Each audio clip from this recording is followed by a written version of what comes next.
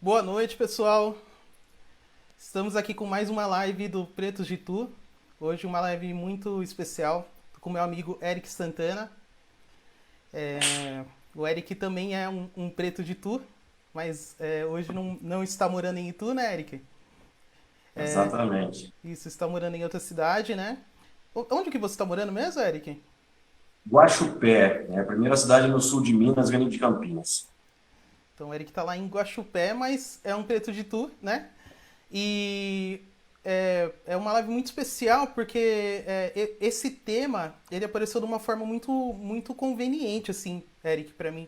E para o pessoal do ADM do Preto de Tu, né? E quando apareceu o tema, a gente tem um grupo das pessoas que participaram das lives, então tá lá a Rosália Maria, tá o André Luigi, tá o Sérgio de Souza, tá o Cadu, tá a Jaqueline, que é da ADM, tá a Suzy, tá todo mundo lá no grupo, né? E eu peguei e falei da história da live, né? Falei, ó, eu achei um assunto aqui que eu acho importantíssimo a gente trazer, né? Acho importantíssimo é, porque eu ouvi essa história algumas vezes de forma muito aleatória, assim, um ou outro comentário, mas nunca ligando a situação do movimento negro, sempre ligando a outras situações, né? E daí eu peguei, eu pensei, peguei e continuei lendo o artigo lá na revista que eu achei. E dei um Google e o Google me levou a você, né, Eric? Me levou a você e daí acabei descobrindo que você tinha escrito um artigo de TCC que foi relacionado ao tema dessa live de hoje. E fiquei muito feliz assim em saber que você tinha se aprofundado tanto nessa história. Eu não sabia que você tinha se aprofundado. E o tema da live de hoje é exatamente o nome que leva o TCC e o artigo do Eric, né? Que é O Tiro que Calou Santana. E o assunto é sobre o pai do Eric. O Eric é filho do Santana. E o Eric teve a felicidade de a oportunidade de poder falar sobre o pai dele no próprio TCC dele, que eu achei super emocionante. Eu me emocionei lendo lá o artigo da revista, né? E fiz primeiro eu entrei em contato com a Michelle, que é a irmã do Eric, né? E pra quem não sabe, o Eric também é músico também, né? A Michelle também é musicista. Eles tiveram uma banda muito famosa aqui em Tu, com certeza vocês já ouviram falar que chamava Balaio Bento, né? E eu tive o prazer e a oportunidade de tocar com eles, né? E foi uma época muito legal. Eu vou mandar um abraço pro meu amigo China também, que é baterista, que tocou junto com a gente também na época. Muita saudade de tirar um som com vocês, Eric. Mas, Legal. mas é isso, a gente tem muito assunto para puxar nessa live aqui. Essa é só uma leve introdução do que vai rolar, né? Na bio a gente já colocou uma prévia, né, do que vai acontecer. E deixo esse espaço agora para você se apresentar aí, Eric, fazer uma introdução aí e a gente já vai começar a discorrer sobre o tema. Ah, legal, Léo. Um prazer falar com você também. O pessoal de Itu faz um tempão que eu não me comunico com as pessoas de Itu, né? Estou morando há algum tempo, já mais de ano aqui no sul de Minas, por uma questão de trabalho. Tenho desenvolvido um trabalho aqui de jornalismo, comunicação empresarial, comunicação política, etc. e tal. Então faz tempo que eu passo Itu só para ver minha mãe e agora nessa pandemia toda nem isso quase eu estou conseguindo fazer. Então é bem legal. E lembrar, né, que você é o culpado de ter trazido China para Balaio. Você Foi, produziu duas músicas nossas também, uma música chamada Cores que Não Havia e Já é Noite, participando de festivais com essas músicas. Foi um período legal da banda, né? E eu sou jornalista, tenho 41 anos, né? Trabalho com comunicação e marketing, fiz pós-graduação em marketing e estou fazendo pós-graduação em psicologia. Nasci na cidade de São Paulo, fui para Itu com 4 anos de idade, por causa do trabalho do meu pai, né, que era um metalúrgico, e foi para Itu trabalhar, e a gente foi para Itu, foi onde minha irmã nasceu, isso já em 83, mais ou menos, né. Então, é real, eu estudei jornalismo na Faculdade Prudente de Moraes, em Itu, que nem existe mais, me formei em 2005, E o meu TCC foi contar a história do meu pai, né, Edinaldo Nobre Santana, conhecido na cidade de Itu como Santana, né? É um cara que nasceu em Aracaju e o pai dele, que era meu avô, foi construir São Paulo. O primeiro trabalho do meu avô, se não me engano, foi trabalhar no edifício Itália, na construção do edifício Itália e em vários outros empreendimentos como pedreiro, mestre de obra. E aí ele é um migrante, né, retirante do Nordeste, que veio para São Paulo na década de 50, 60, por ali. E aí veio meu pai junto com um monte de filho da Dona Maria, né, que vieram lá de Aracaju. Meus avós se conheceram em Maruim, que é uma cidade perto ali de Aracaju, relativamente perto. E minha avó está viva até hoje, completou 100 anos no ano passado. Dona Maria, a mãe do meu pai, está viva até hoje. E pode procurar aí na internet, Dona Maria, no Caldeirão do Hulk, o ano passado. Pode procurar, coloca no Google, ô Léo. Dona Maria completa 100 anos. Foi um dos destaques de uma produção no Caldeirão do Hulk. Essa é a mãe do meu pai, que está viva até hoje em São Paulo. Meus tios cuidam muito bem dela. E meu pai foi o cara dessa família que chegou mais ao sul do país, né? Porque uma parte da família veio parando em Salvador, outra parte no Rio de Janeiro, uma parte em São Paulo e a gente mais ao sul, 100 quilômetros para baixo, em Itu.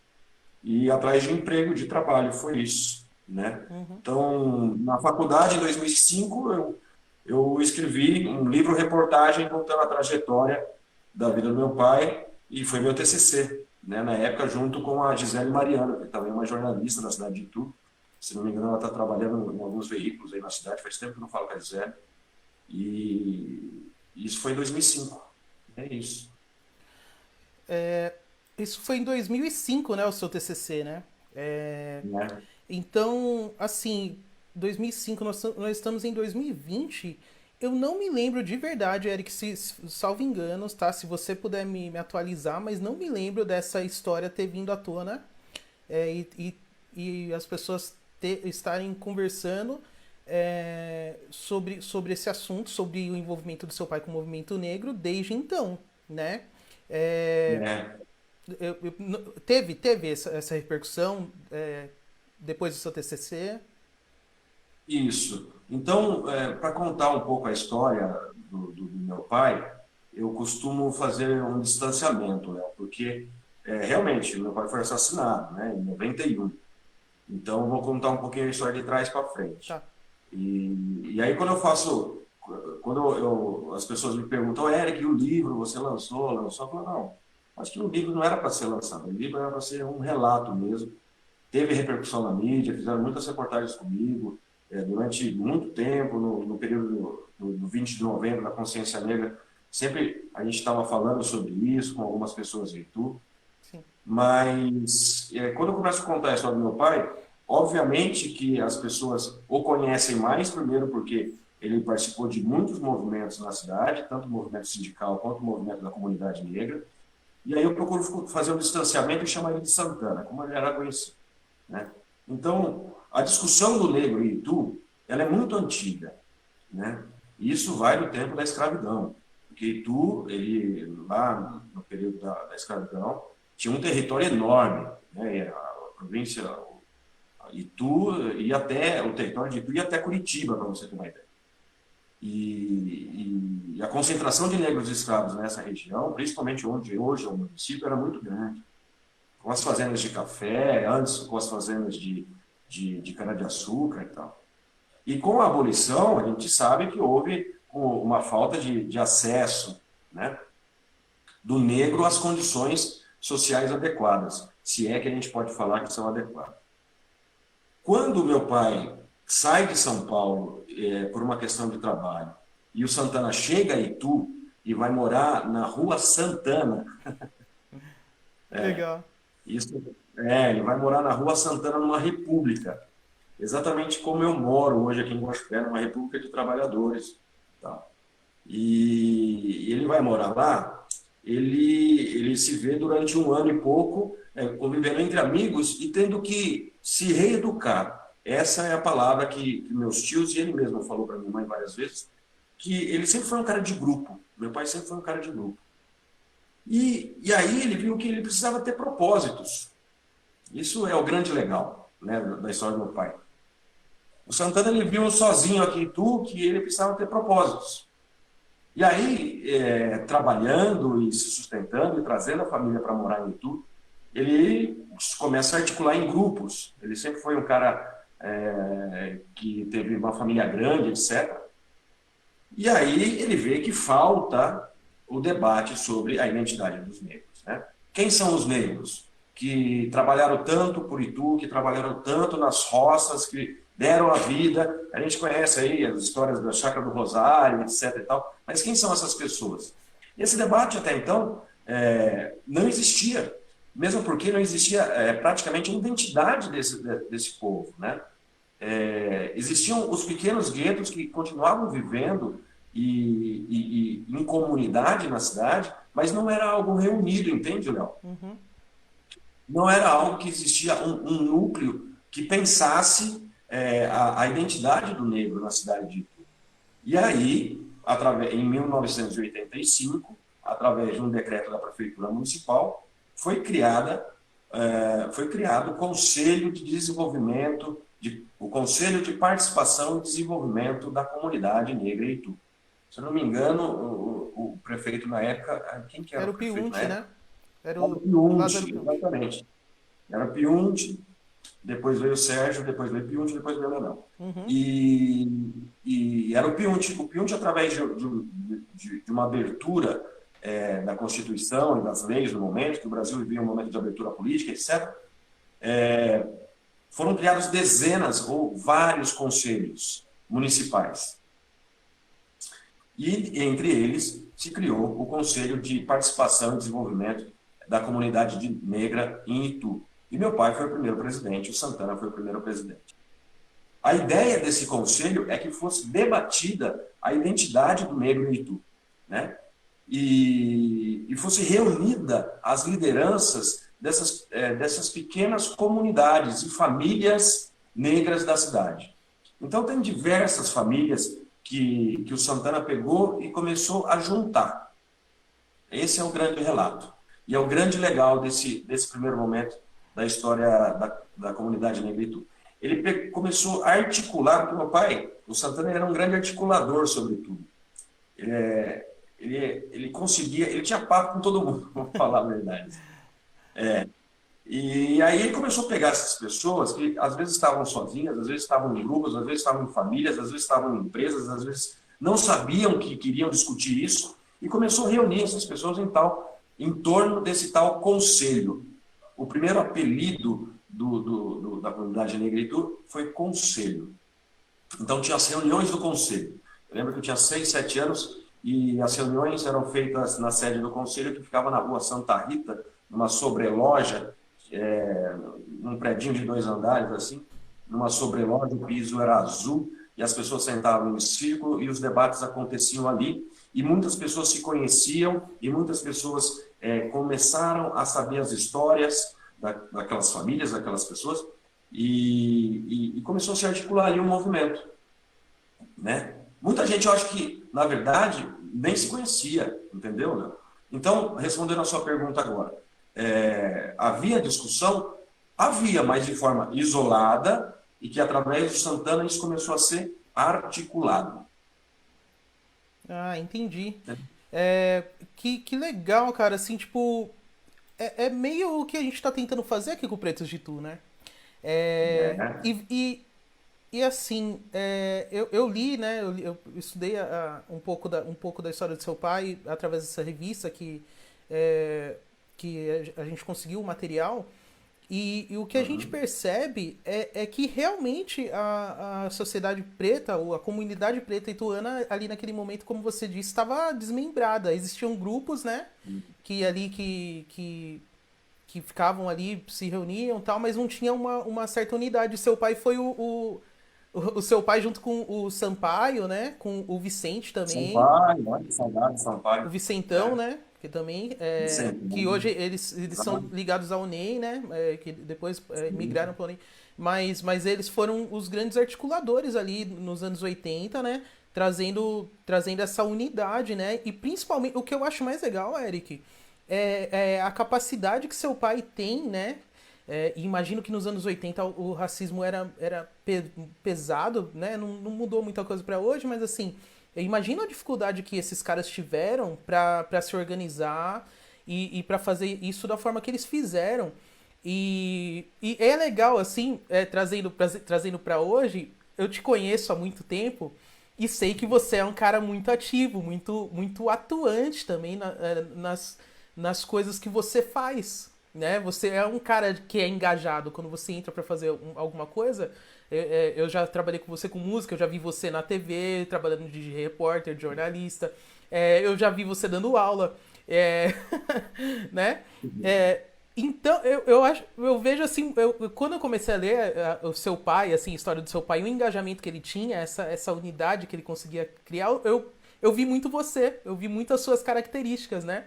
Que legal, assim, e tipo, comecei a visualizar, né, a figura do seu pai e quão importante foram as coisas que ele fez aqui. E por que a gente não fala mais desse movimento, principalmente da figura do seu pai, né? Sendo um grande centralizador disso tudo. Porque veja bem, ó, aonde a gente conseguiu achar, nós aqui do Preto de Tu, a ADM do Preto de Tu, a gente conseguiu achar a história do seu pai numa revista de 2002. A revista Campo Cidade de 2002, né? Eu tô com ela aqui no celular, por isso que eu tô olhando aqui. Foi uma revista, foi lançada em março, né? É o Tucano, né? O jornalista Tucano que faz, acho que ele faz essa revista ainda, mas em 2002 era ele ainda. E fala a força de uma raça. E daí vem aqui algumas histórias, né? Uma introdução falando sobre escravidão e tal. E lá no meio da revista, daí fala, assim, rapidamente do seu pai, né? E, cara, assim, de verdade, eu sou um preto de tu, né? Eu tava um pouco ausente, um pouco longe aí da questão preta, mas agora tô bem envolvido com isso. E depois de praticamente um mês e meio aqui de grupo, a gente chega nessa história, que é uma história recente, né? Não faz muito tempo de que tudo isso aconteceu. Tem frutos e que esses frutos não são aproveitados hoje, que é a questão do projeto de lei. Quando eu vi assim, essa questão do engajamento político do seu pai e desse grupo, né, a ponto de conseguirem impetrar um projeto de lei na Câmara Municipal, né, com o aval do prefeito, cara, como que eles conseguiram isso? Porque hoje, assim, a gente não tem um representante preto na Câmara de Vereadores, na Prefeitura também não tem figuras ali que trazem a nossa voz, né, a voz do movimento negro mesmo, né? Com mediações políticas para que sejam trazidos benefícios, né? E, enfim, a gente tem que sair de uma questão privada, porque esse grupo aqui, cara, o Preto de Tu, ele nasceu dessa forma. Eu simplesmente falei, vou fazer uma live, vou falar sobre o assunto, e o negócio ganhou corpo. Mas você vê, tipo, não tem um engajamento político. A gente tem que se organizar mesmo entre nós, pretos, né? Numa forma muito individual, muito separada, né? E daí a gente precisa ter esse tipo de conversa. Eu acho que o que eu mais falo aqui no grupo Preto de Tu é que a gente precisa conversar. E eu vejo muito isso no seu pai, quando ele faz esse movimento nos anos 80. Inclusive a tia Justina, né? Eu chamo ela de tia Justina porque ela é mãe da tia Jane. A gente tem. A tia Jane foi muito amiga da minha mãe, então acabou virando aquela tia por consideração. E eu cresci lá na casa da tia Jane e da tia Justina. E eu me lembro muito bem da tia Justina como presidente da UNEI, né, na época. Eu era criança ainda. Mas eu me lembro muito do engajamento dela com a questão preta ituana, né? E daí, a tia Justina fala aqui na entrevista na revista que os anos 80 foram os anos onde a comunidade preta ituana teve mais união. E seu pai era uma figura central no meio disso tudo. Então, depois de todo esse desenvolvimento, Eric, a pergunta que eu faço é essa. Como que seu pai conseguiu esse engajamento político e envolver o movimento negro a ponto de ter conseguido criar um projeto de lei que beneficiava a comunidade negra, né? Muito importante, por sinal, que abria espaço para discussão, inclusive no âmbito político, né? E como que... e por que que... por que não se fala... Desde 2002 e depois do seu TCC, que foi quando mesmo? 2005. 2005? A gente tá em 2020 e nunca mais se falou nisso. o que você acha que aconteceu assim? Primeiro a questão política da época e depois essa questão de hoje. Eu acho que a questão Opa. ela foi um pouco conveniente para todos os poderes municipais. Houve uma abertura, sim, legislativa, e isso foi de cima para baixo, não foi de baixo para cima, tá, Léo? Vamos deixar isso claro. Por uma questão política, que o Brasil vivia um momento de abertura política, já se desenhando uma Constituição em 88. Isso é importante deixar claro, tá? Agora, quando se constitui no poder público, de cima para baixo, a elaboração desses conselhos, o próprio poder público vai para a sociedade, foi para a sociedade, buscar pessoas engajadas naquele setor de atuação. E meu pai já fazia há algum tempo que conhecia o Sampaio, o Vitão, Dona Justina, consequentemente a Jane, todo o pessoal, e várias outras pessoas que eu vou esquecer o nome, por favor, a Dona Creuza, toda a minha infância, Tem, pelo tem amor de o Deus. pessoal da família Dias também, que são os avós da Jaqueline, os pais da Exatamente, Jaqueline, que é a DM aqui do grupo. exato. Eu vou esquecer o nome, me perdoem, por favor, Sim, né? é muita gente. Mas é muita gente, eu não estou em tu, não pude puxar, eu tenho tanta foto, tanta coisa lá na minha casa, eu não pude puxar isso, que está na minha casa, não está na casa mais da minha mãe. Então, não deu para pegar todo esse material que eu tô lá, que eu tenho lá. Mas aí eu poderia lembrar mais nomes. Carlão, o pessoal da capoeira, o pessoal. Bom, enfim. Aí, e, e aí o poder público ele tem essa oportunidade, vai buscar na sociedade pessoas que estão falando sobre aquilo, que estão engajadas naquele tema, naquele setor de atuação. E foi isso que aconteceu com o Santana. Então, ele já tinha abertura com essas famílias, esses guetos, porque meu pai sempre foi muito ativo.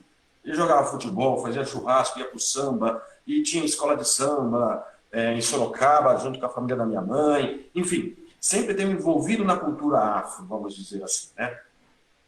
E aí a prefeitura, o poder público, identifica nele uma potencial liderança, vamos dizer. E aí chama ele para a constituição desse conselho, e ele, pelo carisma particular que era dele, consegue articular. Então, uma pessoa que tem liderança sobre interesse e liderança sobre um determinado assunto, começou a articular essa comunidade negra na cidade. E parte assim, os movimentos ocorrem assim historicamente. São pessoas que se interessam por determinados assuntos e começam a articular determinadas existências, né, de grupos de discussão, de debates, até que vem o poder público, acolhe isso e dá uma mínima estrutura para que o debate se desenvolva, para que as melhorias se desenvolvam. Isso não aconteceu só com a comunidade negra em Itu naquele momento. A japonesa também se desenvolveu muito, a comunidade italiana, que sempre foi muito organizada na cidade, também se desenvolveu muito naquele momento, tanto que no calendário da cidade de Itu, naquele momento, tinha a festa afrodescendente na Praça do Carmo. Semanas depois havia a festa japonesa, que era o pessoal ali da família Ozaki, foi candidato a vereador também, o pessoal das antigas deve lembrar.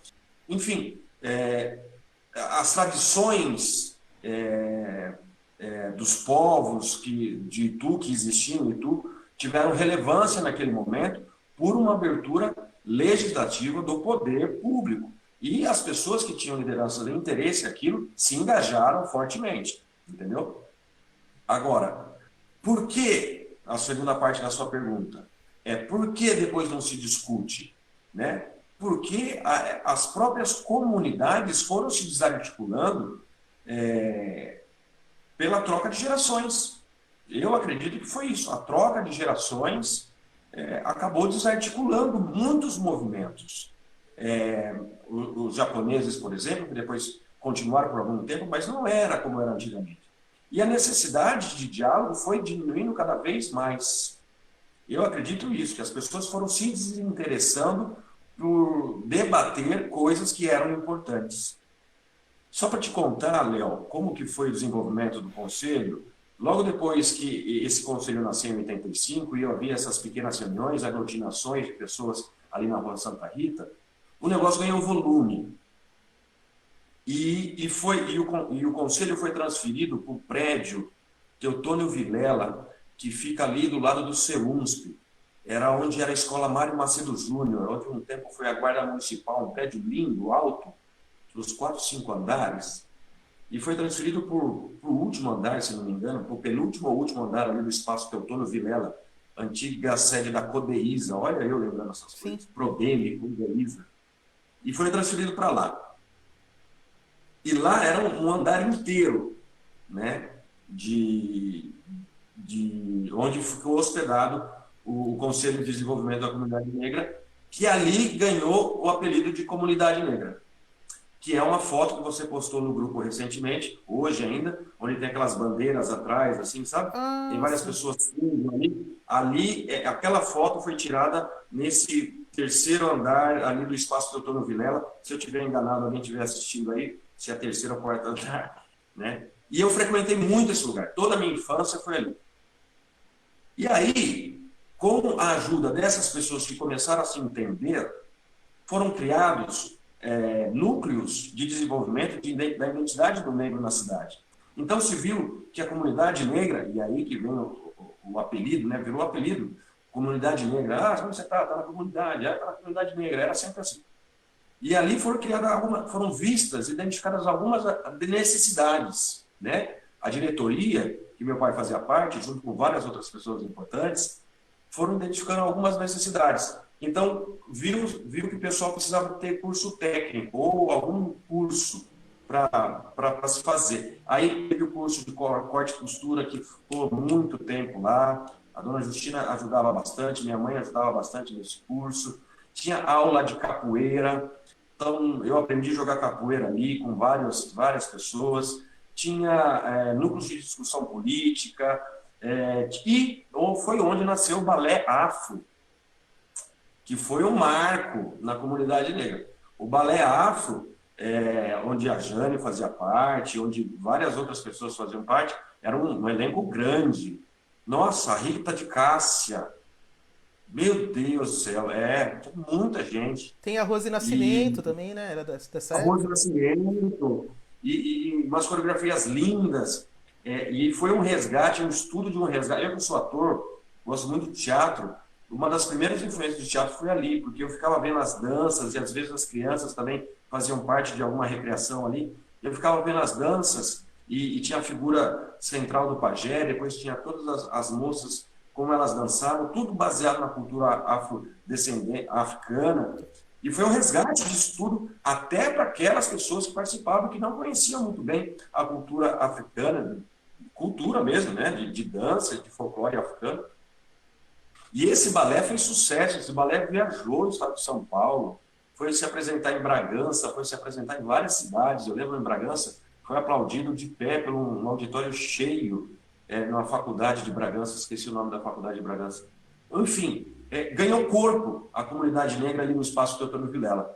Se consolidou porque começou a se ver a necessidade da comunidade, além de começar a discutir a questão do racismo. E aí é um lado interessante para se tocar, porque o racismo, assim como no Brasil inteiro, né, nesses núcleos políticos de conversa que existiam entre eles, sempre foi uma coisa estrutural, né, o racismo estrutural, e também o racismo mesmo de outras formas. E aí começou a se discutir isso. Foi um dos primeiros núcleos que nasceu na história da cidade de Itu para se discutir realmente o racismo estrutural, e eu vou dizer uma coisa que alguém vai ficar chateado, mas que muitas vezes a própria comunidade negra tinha interiorizada. Opa, mas isso existe? Sim, isso existe. E aí começou a se discutir como fazer e como não fazer, como dialogar conosco mesmo para entender melhor essas situações. Eu lembro que teve várias e várias palestras de gente importante que veio de fora, deputados negros, sei lá, estudiosos, e haviam esses encontros de conhecimento dentro desse espaço que eu estou no Vilela. Então, além de um circuito cultural e até de profissional, de dar alguma coisa para a comunidade, curso disso, curso daquilo, de cozinha, de corte e costura, ou de alguma coisa mais técnica que eu possa estar me esquecendo, tinha esse lado cultural, com a capoeira, que evidentemente é uma cultura afro-brasileira, e também o balé afro. O balé afro foi assim, era uma joia rara que existia ali naquele momento, já no ano de 86, 87, 88. Cara, eu tô aqui absorvendo tudo isso. Essas lives, cara, elas mexem muito comigo, cara. As pessoas que a gente tem entrevistado, que tem trazido o conteúdo, né, pra gente, elas fazem com que. Elas são inspiração, na verdade, né? É muita inspiração e daí faz com que nós tenhamos mais vontade de fazer as coisas, né? Diante de tudo que eles fizeram. Para mim, me soa muito atual quando você diz que por uma conveniência, né, e não por conta. É claro que houve uma luta, houve um movimento, mas o movimento só teve. Eu achei legal quando você pontuou, né, uma pequena ajuda ali, né, para que houvessem pelo menos conversas, né, entre a comunidade, por uma pura conveniência, né? E a gente tem falado muito sobre isso aqui nas lives, do modus operandi, né? é, branco, né? Vamos dizer assim, como que a sociedade branca ela coloca a gente nesse limbo, né? E a gente fica ali vivendo nisso, né? E a gente fica até perdendo tempo, às vezes, muitas vezes discutindo, né? Coisas que são inerentes à questão preta, né? Caindo às vezes num tipo de conversa que a gente tá achando que eles estão ajudando e na verdade tá havendo uma conveniência, né?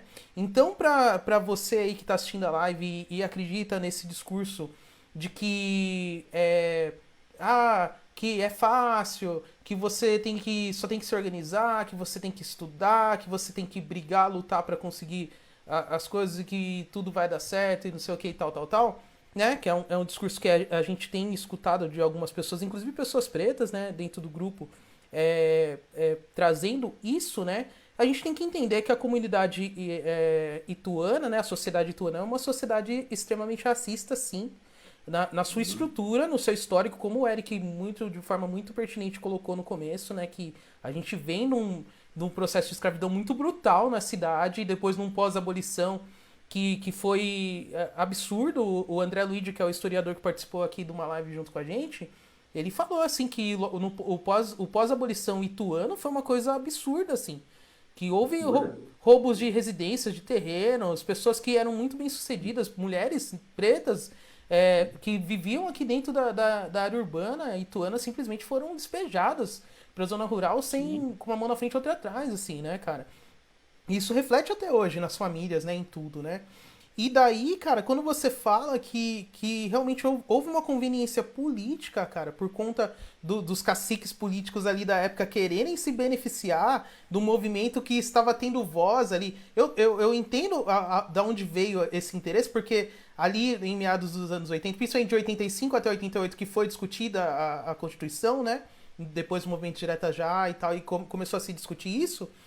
O assunto só veio à tona, eu tava estudando um historiador esses dias, que ele fala que esse assunto só veio à tona por causa do centenário da abolição, que foi justamente em 1988. E daí que realmente esses anos 80, né, essa ebulição do movimento negro nos anos 80, ele vem justamente pela discussão do centenário da abolição, né? Onde a gente vivia num Brasil que não era racista, né? Porque muitos intelectuais, né, fizeram esse desenho do Brasil etnicamente correto, que não existia racismo, que todas as raças eram bem-vindas aqui e estava todo mundo muito bem estruturado dentro da sociedade. E daí, quando os caras voltam lá e começam a ver a situação da escravidão e do pós-abolição, né? Ali no centenário da abolição, eles falam: não, cara, não. O que acontecia lá atrás é o que me aflige hoje. É o que aflige a minha família e a minha comunidade. E daí, cara, olha só, né? A gente tá falando de um assunto dos anos 80. E daí, quando a gente fala de um assunto dos anos 80, ele faz muita menção ao que acontece com a gente hoje, cara.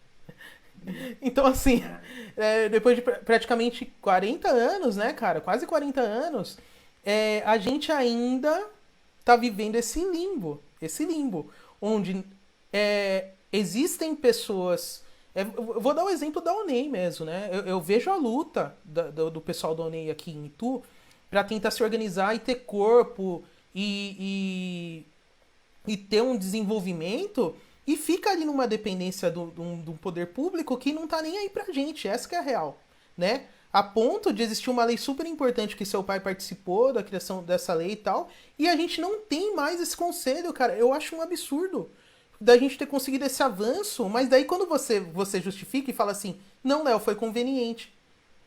Não, o esforço existiu tal, mas só se criou o conselho ali por uma conveniência, uma questão conveniente. E daí eu falo muito de estratégia aqui no grupo, de estratégia preta, sabe? Que fique aí, gente, de lição e que essa conversa abra realmente as nossas cabeças, as nossas mentes, os nossos olhos para estratégias novas do movimento preto ituano, né? Que a gente não fique nesse limbo achando que o caminho realmente vai ser ficar ali tentando depender dessas pessoas que realmente vão se aproveitar de nós em dado momento. Por exemplo, aqui no Pretos de Itu, a partir do momento, acredito, a gente tá tendo um engajamento muito grande. A última live, a gente conseguiu um alcance de 8.500 pessoas. A gente está conseguindo interlocutar as nossas conversas com muita gente. Isso tá ganhando corpo. Poxa, e agora é a hora da gente ser estratégico, gente. Se vocês estão entendendo, né? Assim como eu acredito que o Santana também e o grupo ali da liderança dos anos 80 tentou ser estratégico, né? A gente já vai continuar aí na história para ver o que aconteceu, né? Mas é o modus operandi, né? Desse racismo estrutural que o Eric falou com muita propriedade aí agora, né? No meio desse assunto, né? E a gente não pode mais ficar nesse emaranhado, gente. A gente precisa ter uma estratégia em que a gente não caia nessa conversa e todo esse avanço que a gente está conseguindo com muito esforço, por sinal, o mesmo esforço que o pessoal dos anos 80 teve, a gente está tendo agora para recomeçar uma coisa do zero aí e a gente ajudar a nossa comunidade, não se perca. A gente, né, não caia nesse emaranhado e novamente, por causa de interesses, a gente não consiga avançar com esse projeto nosso que é o Pretos de Itu, né? Ô Eric, eu tava vendo. O seu pai, cara, ele foi muito homenageado, né, cara? Aqui em Itu. Espero que não tenha sido por conveniência, espero que tenha sido realmente por mérito, né? Por tudo que ele fez. Nós, o Pretos de Itu, já temos ele como uma grande referência, né? Porque a gente sente no clima que a gente está vivendo hoje, com toda essa discussão do Black Lives Matter, a questão da mortalidade mesmo, né? Do preto. Essa questão da vulnerabilidade preta, né?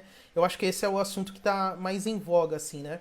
A vulnerabilidade preta em relação à violência, porque a gente vive aí em camadas sociais que realmente a gente fica exposto a essa violência e de uma forma muito conveniente no pós-abolição, para que se tenha um controle da comunidade preta, né, brasileira, a forma como a polícia age com as pessoas pretas, né, desde de sua criação, que a criação da polícia militar foi para reprimir os ex-escravizados, né, e continua até hoje da mesma forma. A gente vê que o jovem negro realmente é tratado de uma forma muito violenta, né, e causa vulnerabilidade. E agora a questão da saúde, né, a questão do coronavírus, que está atingindo em cheio a comunidade negra pela vulnerabilidade social mesmo que a gente vive, né? Uma questão histórica e que tem que ser reparada, tem que ser revista. A gente não pode mais continuar vivendo dentro dessa bolha vulnerável, né? E daí a gente vê o seu pai vítima dessa vulnerabilidade, né? Como uma pessoa, né? Uma pessoa preta ali envolvida num âmbito no âmbito da comunidade preta, mas também no âmbito político, né? E daí eu queria que você continuasse a história, tá? E depois eu vou fazer algumas perguntas também para a gente conseguir contextualizar com o que aconteceu com o preto ituano e com o movimento negro ituano após tudo que aconteceu lá nos anos 80, né? Eu queria que você continuasse depois o que aconteceu depois do projeto de lei, como que foi depois que inflou o movimento, né? Qual que foi a continuação dessa história? Você falou uma coisa que é bastante interessante, Léo, porque a gente fica nessa do que foi imposto, né? Do que veio de cima para baixo, das políticas públicas, etc., né? Só que em muitos movimentos que nasceram assim, e a comunidade negra, naquele momento, nos anos 80, havia um apelo muito grande na cidade de Itu, por isso, para que a comunidade mesmo se entendesse como comunidade. E isso só é feito com entendimento, reparação e entendimento. Então, as pessoas estavam dispostas, as pessoas do núcleo que meu pai fez parte, e eu digo sempre isso, meu pai, o Santana só fez parte. O mérito é de toda uma equipe. O mérito da comunidade negra ter representado muito naquele momento, durante cerca de, sei lá, quase 10 anos, foi muito mérito das famílias e das pessoas que eu sinto muito não lembrar o nome de todo mundo, mas todo mundo se empenhava muito. Você fazer um balé afro, sair de Itu para se apresentar em Campinas, para se apresentar em São Paulo, para se apresentar nas cidades da região, não é tarefa fácil. E não é só a ajuda do poder público. Nossa, o que se fazia de pizza, de feijoada, de evento, de não sei o quê, as pessoas estavam engajadas, né? O que se fazia de jogo de futebol, sei lá, de pequenas coisas para que o negócio desse certo, e não é uma pessoa que se faz, não. Né? Não foi só o Santana que pegou e fez tudo, não, muito pelo contrário. Né? Tem muitas e muitas pessoas que se engajaram, e fora da comunidade negra. Pessoas brancas, pessoas japonesas, pessoas... Meu, é para dar certo. E todo mundo se unia para aquele propósito, entendeu? Quantas vezes a comunidade negra não emprestou barraca da comunidade japonesa e a comunidade japonesa não emprestou utensílios de cozinha da comunidade negra para fazer as suas festas? Ou seja, o diálogo e o entendimento levou com que as coisas se propagassem. E aí não é mais mérito do poder público, e aí você começa a criar uma coisa que chama-se identidade. Quando você cria identidade, e aí você começa a ver os problemas pontuais, porque aí você ganha segurança. Eu tenho identidade, então agora eu tenho problemas, eu vou começar a resolver os problemas pontuais. Eu lembro de um fato que naquela época, na cidade de Itu, havia uns grupos punks, havia os grupos headbangers, havia os grupos skinhead. Sim, eu lembro. Uhum, eu lembro. Skinheads. Uhum. Nossa Senhora. E eram grupos organizados, e havia uma violência, uma perseguição e um embate entre esses grupos. Tá? Num determinado momento, os grupos skinheads começaram a impor algumas condições no centro da cidade de Itu, na Praça do Carmo, na Praça da Matriz, em alguns bares e restaurantes, nas noites e tal, a negros, e a perseguição a negros. Isso é importante relatar. Isso nos anos 80, né, Eric? Nos anos 80. Nos anos 80, no auge da comunidade negra. E eu lembro que, articulado com o movimento da comunidade negra, meu pai chegou ao enfrentamento com líderes dos skinheads. Caramba! Opa! Tem um episódio, que eu não sei se esse cara tá vivo ainda, se ele estiver vivo, que ele nos ouça. Uhum. Mas ele tinha um comércio de hortifruti ali na rua... como é o nome daquela rua ali do ângulo, lateral do ângulo, que é do esquina do Correio? É Joaquim Borges ali? Não, Joaquim Borges é na Vila Nova. Aquela rua Vila ali. Nova, é Capitão Fleming, que começa Floriano. Se alguém lembrar aí, manda aqui no chat aqui pra gente lembrar. Sabe aquela rua que sai ali da drogaria do Roberto? A rua da drogaria do Roberto, já é Floriano, né? Sim, eu sei que Antes do Correio. Uhum. E tinha um comércio ali, é ali ou na Santa Rita de Baixo? Eu não sei, não vou lembrar. Mas que o Santana, ele foi nesse comércio, que ele era o chefe dos skinheads, né? E não aceitava negros no comércio dele. Isso é real, isso aconteceu, tá, Léo? Isso quem conta é minha mãe e meus tios contam também. E o Zé, que faleceu recentemente, o Zé Bocamone, que faleceu recentemente, contava essa história. Então, e esse chefe dos skinheads, que eu esqueci o nome, ele chefiava uma gangue lá no centro de Itu que perseguia negros, skatistas e punks. E teve um incidente com uma família de negros na cidade, né? E aí ele foi, aí meu pai foi acionado, e ele falou, não tem que fazer, tem que ir para o enfrentamento. Eu não estou dizendo isso para as pessoas se enfrentarem, não. Estou dizendo para ver como era a realidade, né? E aí o Santana chegou na frente desse comércio e ele não admitia negros no comércio dele. E tinha uma barraca de tomate, assim, na frente do comércio. E aí meu pai chegou ali na frente do comércio, ficou olhando, aí esse líder dos skinheads saiu e percebeu quem era, né? Falou, pô, é o cara da comunidade negra, vai ter zica. E aí o Santana falou, algum problema comigo aqui? Aí o cara olhou assim e falou, não, nenhum. Aí o Santana pegou um tomate, né? O tomate ali que estava ali na frente, pegou um tomate. Não, eu só estou vendo um tomate. Tem algum problema ficar aqui? Não, não tem problema nenhum ficar aqui. Tá bom. E esmagou o tomate na frente da cara do cidadão. Isso foi uma atitude muito drástica, que eu não aconselharia se fazer, mas que remete à tensão que existia na cidade naquele momento, pelo enfrentamento de forças que muita gente se negava a ver, ou a escutar, ou a entender, ou pelo menos a dar vazão a esse tipo de assunto. Eu lembro que mesmo nessa época, eu estudava numa escola chamada Pinheiro Júnior. Eu e meu irmão éramos os únicos negros do período do ginásio. E eu me considero negro, apesar de ser bem claro assim, mas eu nunca me considerei negro. Então, eu era o único negro da escola, então eu era o único cara da sala de aula que pegava ônibus e tal. Então, o Pinheiro Júnior, na década de 80, era uma escola de classe média alta, porque não existiam tantas escolas particulares no município naquele momento. Mas eu não estou falando isso de mimimi, não, estou contando a realidade mesmo. E tinha pessoas na minha classe, que vivem na cidade até hoje, que praticavam preconceito estrutural comigo de verdade. Eu lembro de uma situação, o cara falou, seu pretinho nojento. Eu falei, o quê, meu irmão? Ah, não, isso aqui é discutir o resultado. Os dois vai para a diretoria. Sim. Os dois vai para a diretoria. E aí era a diretora Dona Cida. Era a Dona Cida. E a Dona Cida olhou e falou, vou chamar o pai de vocês dois. Aí chegou o meu pai e chegou o pai do rapaz. E aí o pai do rapaz falou, o que aconteceu aqui? E o pai do rapaz era famoso na cidade, até hoje, não vou nem falar aqui. Sim. E o que aconteceu aqui? Aí aconteceu assim, assim, assim, assim, assado.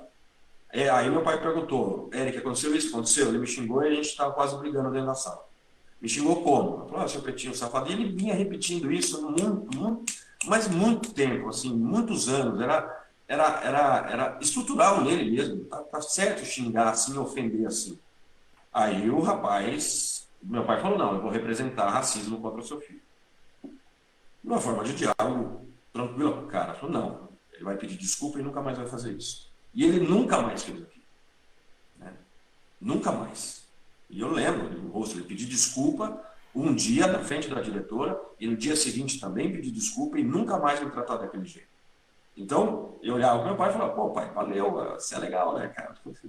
Mas o que estava por trás era justamente a estrutura do preconceito, a estrutura do racismo, a estrutura de quem se acha mais e pode oprimir. Opa, você não pode estudar nessa escola. Opa, posso sim estudar nessa escola. Posso ter o melhor ensino que eu possa conseguir. Posso sim. Mas vai ter algum preconceito naquela época teve comigo. Né?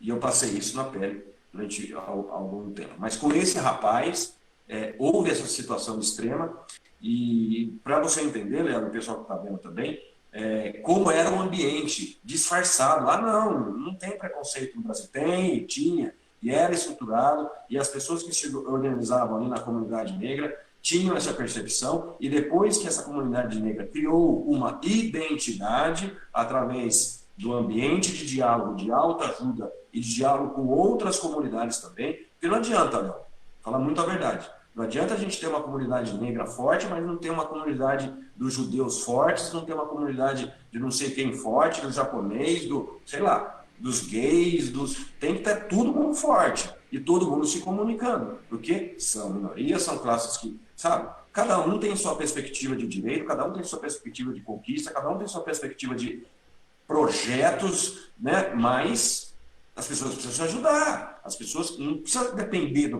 poder público, sabe? As pessoas precisam se ajudar, né? Então, naquele momento, no final dos anos 80, no meio dos anos 80, no final dos anos 80, na segunda metade dos anos 80, havia essa tensão no ar de que se estava se descobrindo que sim, existia o racismo estrutural, existia o preconceito estrutural, existiam as demandas reais do dia a dia, do ponto de ônibus, da empregada doméstica que era maltratada, do funcionário negro que ganhava menos do que o funcionário branco. Todas essas discussões se tornaram identidade da comunidade negra.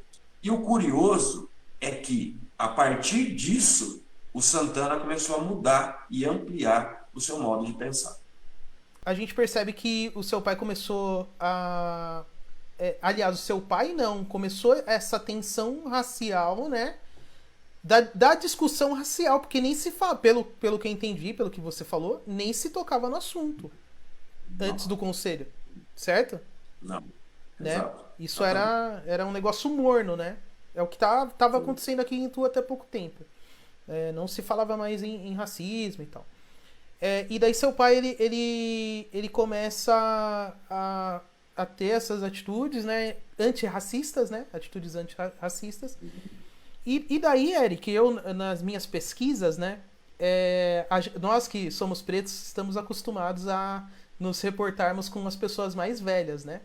Porque é a nossa estratégia, já que eles foram lá e destruíram todos os nossos documentos, assim como a gente sabe que Rui Barbosa ele fez isso, né? Para que nós não tivéssemos acesso às barbaridades que eles sempre cometeram conosco, né? E para nos atrasar mesmo, né? Mas estamos aqui, né? Ainda somos maioria nesse país, né? Estamos aqui vivos, estamos ativos, né? É, e, e e daí a gente tem esse costume, né? Essa tradição de nos reportarmos às pessoas mais velhas para saber a real história, né? Porque a gente não consegue mais acreditar no que os livros de história dizem aí, que eles tem uma manipulação do racismo estrutural. As pessoas também não dão ouvidos pra gente, falam que é tudo mimimi, e a gente procura as pessoas mais velhas mesmo. E foi isso que eu comecei a fazer em relação à história do seu pai. Eu fui conversar com as pessoas mais velhas, então fiz uma videoconferência com a tia Jane se emocionou muito, né? Principalmente da gente voltar a tocar nesse assunto, ela falou: Nossa, Léo, você tá indo na raiz de tudo que a gente passa hoje, cara, em Itu. É muito importante isso que vocês estão fazendo de trazer essa história e as pessoas precisam saber, né, o que aconteceu lá naquela época e o que a gente fazia, porque a gente precisa retomar algumas coisas e vai em frente. E daí eu conversei com os meus pais também, né? Porque eu não sei se os meus pais eles tinham amizade direta com o seu pai. Mas acho que não. Mas como eles eram contemporâneos, então as conversas chegavam, né? E meus pais tinham muitos amigos, inclusive a tia Jane, que é muito amiga da minha mãe, era do movimento ligado ao movimento negro ituano, então eles ficavam sabendo do que estava acontecendo, né? E daí tem a minha sogra, cara. E daí eu cheguei na minha sogra. E quando eu chego na minha sogra, né? A minha sogra é a Rosana, né? E a Rosana foi por muito tempo funcionária lá na sua casa, dos seus pais, né? E Ah, ela trabalhou lá. Inclusive, a irmã da Rosana. Ai, se a Suzy puder me lembrar aqui, Suzy, eu esqueci o nome da sua tia. A irmã da Rosana era muito amiga do seu pai. E ela era é. ligada também ao movimento sindical. Que eu sei que seu pai teve depois um envolvimento muito forte com o movimento sindical, né? E, inclusive, ela tem uma foto lá no Paraná. Eles têm uma foto lá, a família da Suzy mora lá no Paraná agora. Eles têm uma foto com ela, o seu pai, o Lula. E tinha mais alguém lá do movimento sindical. Eles lá conversando e tal, né? E daí a minha sogra começou a falar como que foi a reação da comunidade no momento em que houve o atentado contra o seu pai, né? E houve mesmo um foi colocado um medo nas pessoas a ponto dessa tia da Suzy, que era muito envolvida com seu pai, fugir, cara. Tipo, aconteceu o atentado com seu pai e no mesmo dia, inclusive diz que sua mãe que foi uma das pessoas que ajudou ela a fugir.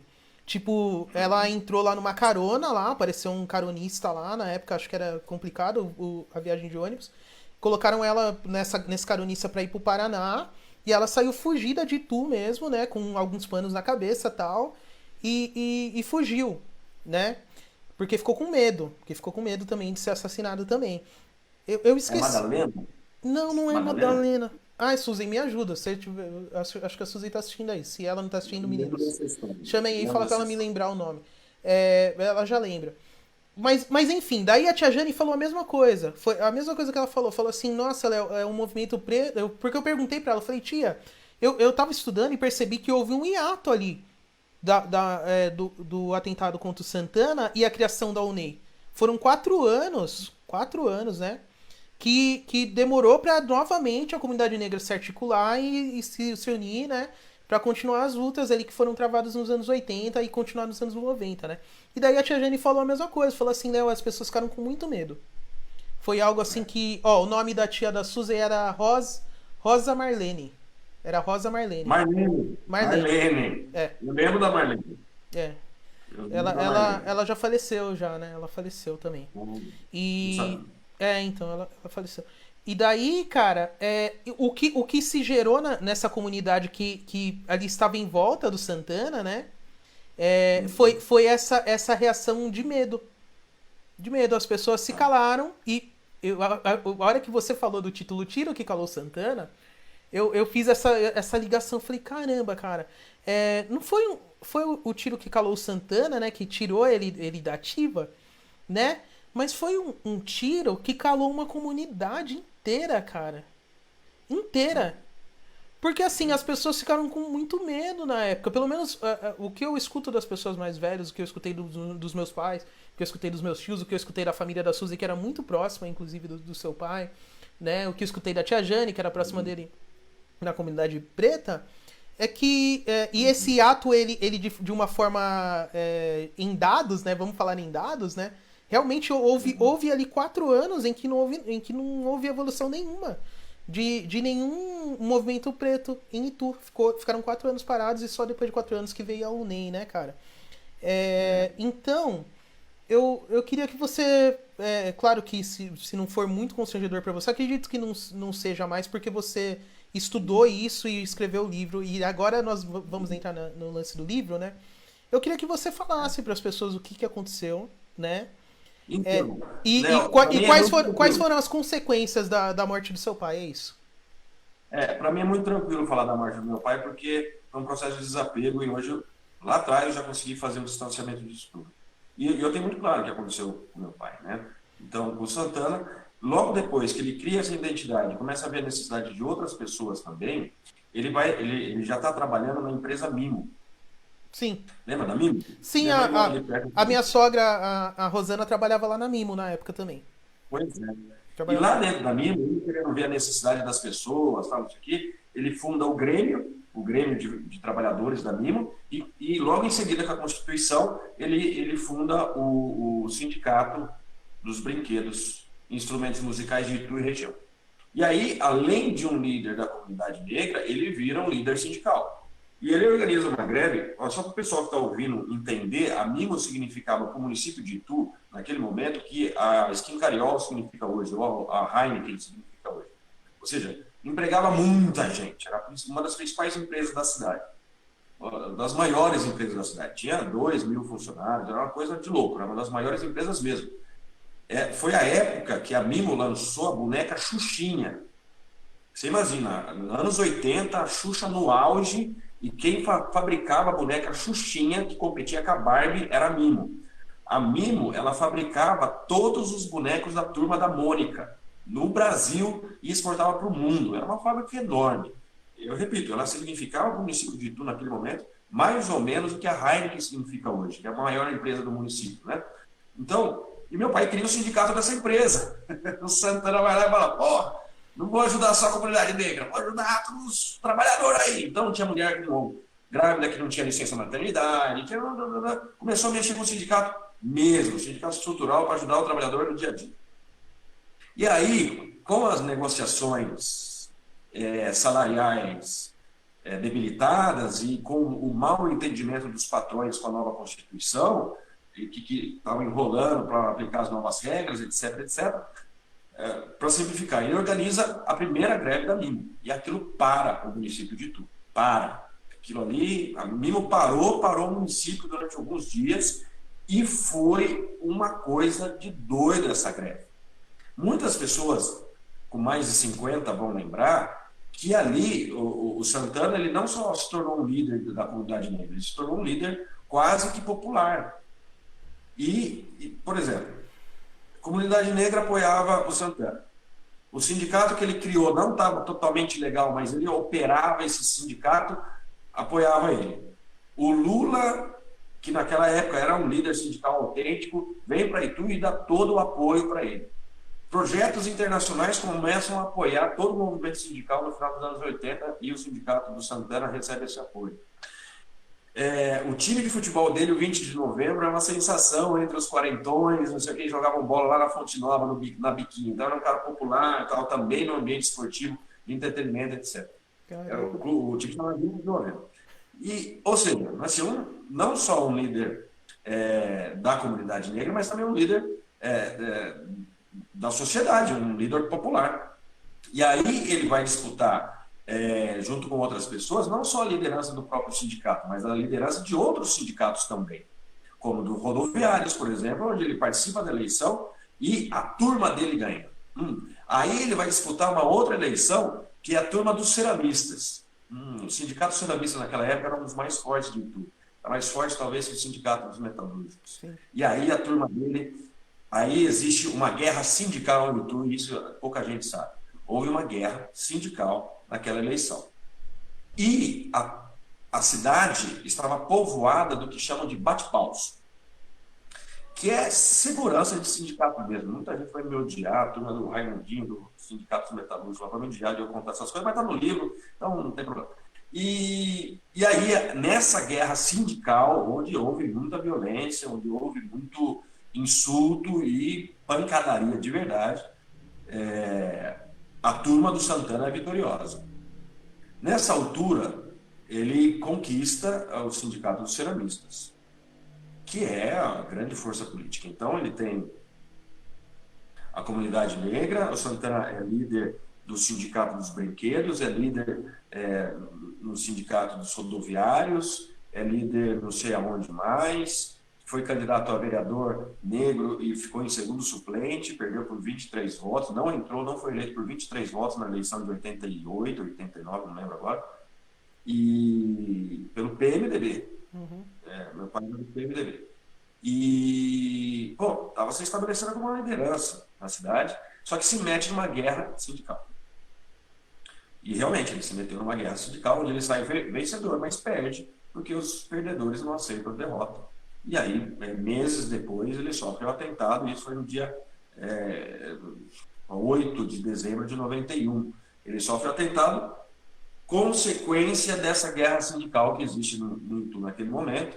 É uma briga de poder, não tem dúvida nenhuma, e ele se envolve nessa guerra e toma 2 tiros na barriga, e junto com o amigo dele, o Zé Bocamole, que faleceu recentemente também, muito conhecido na cidade de Itu, ele pega um Passatão 84 Sport que ele tinha, ele sai da frente da sede do sindicato, que naquela altura operava junto com a comunidade negra, né, ficava na Rua Marechal Deodoro, nessa altura do campeonato. A comunidade negra ela tinha se tornado uma grande comunidade realmente, né, com sede ali num casarão na Rua Deodoro, Marechal Deodoro, que não existe mais. Foi demolido esse casarão e hoje, recentemente eu passei lá no estacionamento. Sim. Mas faz muito tempo que eu não passo lá, nem sei o que é. É um casarão que tinha uma chapada assim grande, subia uma escadinha. Nossa, eu brinquei muito ali. E ali tinha muita atividade para criança, porque a comunidade cresceu de tal forma que tinha muita atividade para criança, tinha muita feijoada de domingo e tinha muita cultura e tinha apresentações disso, tinha apresentações daquilo. Era um ambiente fantástico ali. Nossa, eu lembro daquilo. E também ele estava saindo ali da comunidade negra, onde também ele operava parte do sindicato. E aí esse camarada chega, dá 2 tiros nele, ele pega o carro e sobe da Rua Marechal Deodoro até a Santa Casa, onde ele é internado. Ele mesmo dirigiu. Isso não é heroísmo, tal, não sei o quê, porque o Zé era ruim de volante. Eu perguntei pro Zé Bocamole, eu falei, mas Zé, você deixou o Santana ir dirigindo da comunidade até... Sim, porque eu sou ruim de volante, eu estava apavorado. Meu Deus, que doideira. Eu estava apavorado. Não, Santana é herói, foi dirigindo. Não, o Zé estava apavorado. E ele tinha acabado de almoçar, e quem fazia o almoço era uma pessoa da comunidade negra, que tinha cozinha lá, eu fazia marmitex lá, enfim. E aí ele sobe e lá ele entra no hospital, depois é transferido para Sorocaba e não resiste aos ferimentos e morre de infecção generalizada, né? Isso já no dia 15 de dezembro de 91. O que causou isso? Obviamente que todos os pontos, os locais onde o Santana tinha influência, sofrem um golpe, evidentemente, né? Tanto os sindicatos foram desarticulados, a comunidade negra ficou desarticulada, mas pessoas, a Marlene, como você fala, sai fugida porque ela trabalhava junto com o sindicato, tinha atuação junto com o sindicato, o Zé Bocamole sumiu da cidade por um bom tempo, enfim, o movimento se desarticula, porque se vê que o ambiente de guerra está instalado e estão matando pessoas.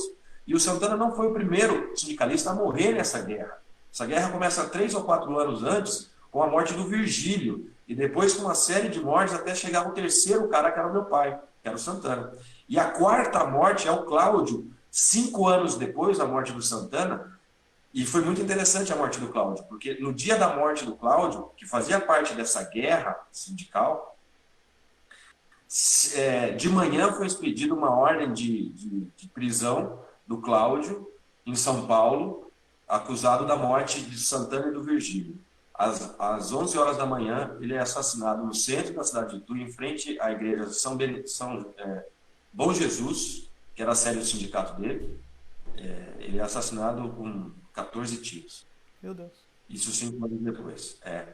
E se pegam o Cláudio, vão chegar em outras pessoas, tal, que não vem ao caso falar. Mas é muito, muito louca essa história, muito louca. E Santana morre assim, né? Ele vem, nascido em Aracaju, uma família de imigrantes, de trabalhadores, uma dona de casa, Dona Maria, minha avó, que está viva até hoje, linda, maravilhosa, e meu avô, pedreiro, mestre de obra, vai estudar no Senai, vira metalúrgico, casa com a minha mãe, tem meu irmão, depois tem eu em São Paulo, e vem ter minha irmã aqui na cidade de Itu, onde ele passa 1 ano e meio sozinho morando numa república, se interessa por assuntos extrafamiliares, porque ele se vê meio sozinho, se interessa pelo movimento da comunidade negra, através dos amigos dele, é alçado por uma iniciativa do poder público a líder desse primeiro conselho, depois que reúne essas pessoas que estão isoladas na cidade para dialogar, essas pessoas vão se dialogando, vão se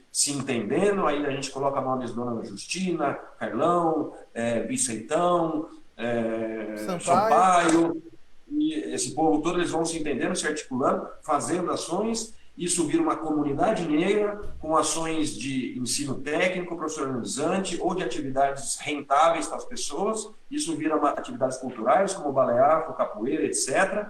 Isso vira ações políticas para ver quais são os problemas realmente que cada dia, no dia a dia, as pessoas enfrentam, como o skinhead, como maus tratos no trabalho, como isso, aquilo, outro. Depois, ele vê que, ajudando as pessoas, ele pode se organizar fora da comunidade, cria sindicato na empresa onde ele trabalha, quer se articular com outros sindicatos, se envolve numa guerra sindical e falece.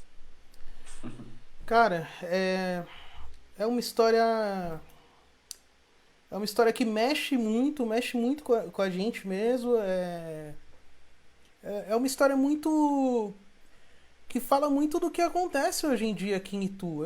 Eu sei que anos 80 era uma coisa mais terra sem lei, né? Vamos dizer assim, né?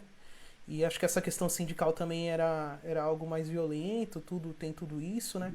O meu filho, o Leonardo, meu filho mais velho, ele me ouviu conversando com a tia Jane, né? E daí eu fiz essa pergunta pra tia Jane, né? Eu falei, tia, mas como que foi?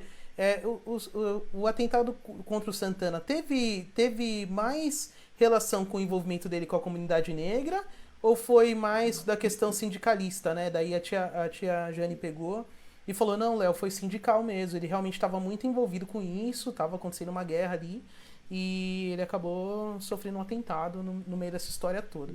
Bom, daí eu terminei a conversa com a tia Jane e tal, a gente se despediu, eu levantei, a hora que eu levantei da mesa, o meu filho saiu do banheiro e falou assim, eu tava ouvindo o que você tava falando com a tia Jane, né? E daí ele faz faculdade de economia, né? E daí ele me fez uma colocação assim que eu fiquei pensando muito, Porque eu falei, caramba, a gente vai colocar essa live, eu tiro que Calu Santana na comunidade Pretos de Itu. E o Santana sofre um atentado porque ele era sindicalista, né? E daí a gente tá falando, tá com esse ambiente de morte de negros e tal, e daí não tem muito a ver, né? Na verdade, ele não foi morto porque ele era preto, né? Ele foi morto porque ele era sindicalista. E daí eu falei, caramba, como que eu vou amarrar isso? Como que eu vou amarrar isso? Daí ele, de forma muito inteligente, muito sábia, e ele é um cara muito culto, o Leonardo, ele virou pra mim e falou assim, você sabia? Aí, quando ele fala você sabia, eu já sento, né? Você sabia que o movimento sindical no mundo, ele começou por causa dos negros? Começou com as pessoas pretas? Eu falei, não, dele é então. Foi na Inglaterra, né? Onde teve a Revolução Industrial e tal. E daí, tinham muitos escravos lá na Inglaterra também. A Inglaterra foi um dos países, né, que fazia o tráfico de escravos. Então tinham pessoas pretas lá. E claro, obviamente, convenientemente, né? Como aconteceu no mundo inteiro, as pessoas pretas eram cooptadas para trabalhar, fazer o serviço, né, pesado, lá o serviço sujo e tal. E daí eles fazem a cooptação dessas pessoas pretas para trabalharem nas indústrias em condições subhumanas. E uma das obrigações que essas pessoas tinham eram de morar onde os empregadores determinavam. Eles não podiam escolher um local para morar. Eles tinham que morar ali naqueles guetos, nos lugares onde para ter o controle mesmo, né? Para se ter um controle ali, né? E daí houve uma revolta. A revolta, na verdade, ela começou justamente por essa questão. Que os caras não queriam morar ali, que eles colocavam isso como uma continuação da escravidão. E eram pessoas pós-escravizadas ali, ou que eram ali da primeira geração de pós-escravos, né? E daí é a primeira revolta sindical que acontece no mundo é na Inglaterra. Esses trabalhadores pretos se revoltam porque eles estavam vivendo novamente uma escravidão, né, cara? E daí, cara, isso que eu queria falar para as pessoas que estão assistindo, para que elas entendessem o intuito dessa live, para que não causasse nenhuma ideia dúbia, né, sobre por que vocês estão falando no movimento sindical, que é o movimento de esquerda tal, porque isso também, né, tá muito em discussão essa divisão, né, direita e esquerda aqui no Brasil. E eu gostaria, cara, que vocês tivessem a mesma compreensão que eu tô tendo de conhecer toda essa história do Santana tal, né? Ele acabou se envolvendo no movimento, o Eric falou da boca dele mesmo, ele acabou se envolvendo no movimento no movimento sindicalista por uma questão social mesmo. Um cara que vivia envolvido dentro da comunidade negra ali, vendo todos os problemas dessas pessoas, né? Lutando contra o racismo, lutando contra um monte de coisa que acontecia aqui na cidade. Começa a ver injustiças no trabalho, ele vai se envolver mesmo, né? É uma pessoa que se envolveu, né? E eu acho que é uma consequência, viu, Léo? Exato, uma Porque consequência. na comunidade negra chegava todo tipo de problema. Mas chegava mesmo. Eu lembro, eu era criança, você pode perguntar para sua tia Jane, chegava o problema no começo era mais da comunidade negra, né? Dos pretos, das famílias mais Sim. próximas. Mas depois começou a chegar problema do branco, do loiro, do ruivo, do japonês, porque as pessoas estavam dispostas. Eu lembro minha mãe ajudando, sabe, ensinando uma pessoa a costurar, ou ajudando mesmo a ter alguma coisa a mais na vida, e que não eram negros. E na comunidade negra ali circulava todo mundo, pardo. Enfim. E o negócio cresceu assim, porque o intuito de colaborar era tão grande que chegou ao ponto de falar, poxa, tem problema trabalhista. E meu pai nunca foi advogado. O Santana nunca foi advogado. Mas você trabalha em empresa qual? Ah, mas ele tinha um pouco mais de esclarecimento. Ele falou, não, eu posso ajudar você. Você tal, é negro, tal, tá aqui na comunidade negra, numa feijoada nossa aqui, eu vou lá segunda-feira, vamos ver o que dá para fazer. Isso foi meio natural, o caminho natural de ajudar as pessoas dentro da comunidade, e as pessoas começaram a levar ele para fora, e ele falou, bom, no meu trabalho está cheio disso, por que eu não posso fazer aqui também? Seja preto, branco, amarelo, azul, rosa, sei lá. E é um movimento natural, social, de prestação de serviço. Obviamente que dentro de um movimento sindical organizado, que estava ganhando legalidade naquele momento no país, com a Constituição, com etc, etc. Sim. Então, a gente falar do movimento preto, como você mesmo disse que nasce na Inglaterra, pós-escravidão e aquela coisa da Revolução Industrial, está totalmente ligado a questões raciais.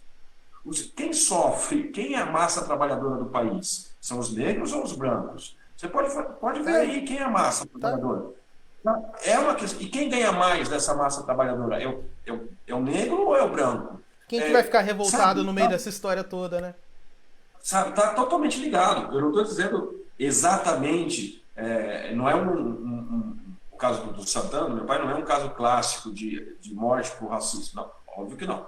Mas as coisas, quando você para e pensa que existe interligação, existe. Porque se o negro no Brasil não trabalhar, 80% do Brasil não trabalha.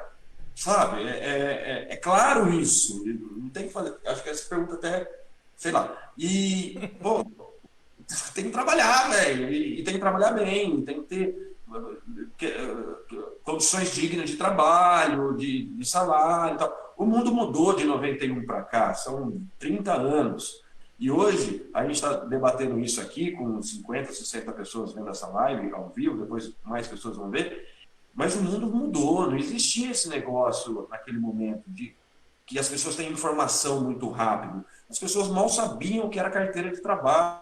Então, muitas pessoas te mandaram abraços, fizeram comentários aqui sobre as histórias que a gente falou aqui. Vamos ver se... Ô, Cadu, se tiver mais comentário, pode mandar, tá bom? Eu li aqui até o da Patrícia Casimiro, pode me mandar mais comentário aí, a gente vai ler mais um pouco, tá? Ô, Eric, vamos lá, a gente falou tanto do seu pai, né? A gente falou bastante do seu pai, e quando foi ontem, eu mandei um WhatsApp pra você, pedindo, vendo se você tinha uma foto, né, do seu pai. E daí você falou, Léo, eu não tenho, eu tô aqui em Guaxupé, o material tá todo em Itu, tal, não tem como pegar. E daí eu falei, não, não é nem que eu vou postar, não é nada disso, eu queria mesmo pra ver ele, né? Eu fiquei curioso de ver como que era o Santana, porque eu realmente não conhecia ele pessoalmente, nem tinha visto fotos. E daí, Eric, aquela revista que você me mandou, tinha uma foto do seu pai. Eu coloquei ela na tela aqui, olha aí no Facebook, que vai aparecer daqui uns 10 segundos aí pra você no Face. Tem uma foto aqui, ó, que tá na revista, ó. Então, ó, homenagem da comunidade negra de Itu à família Teixeira. O registro mostra a homenagem prestada ao casal Olímpia e Benedito Teixeira. Se eu não me engano, são os avós do Cadu, que é da administração aqui também do grupo. Pelos integrantes da entidade da época, na época, né? Que era o movimento preto da época. Na foto, ó lá. O presidente Edivaldo Nobre Santana, né? Que é esse cara aqui com esse blackão estiloso, esse raibanzão. E eu achei incrível como ele é parecido com... Como você é parecido com ele, Eric. Não tem como, né? Mesmo.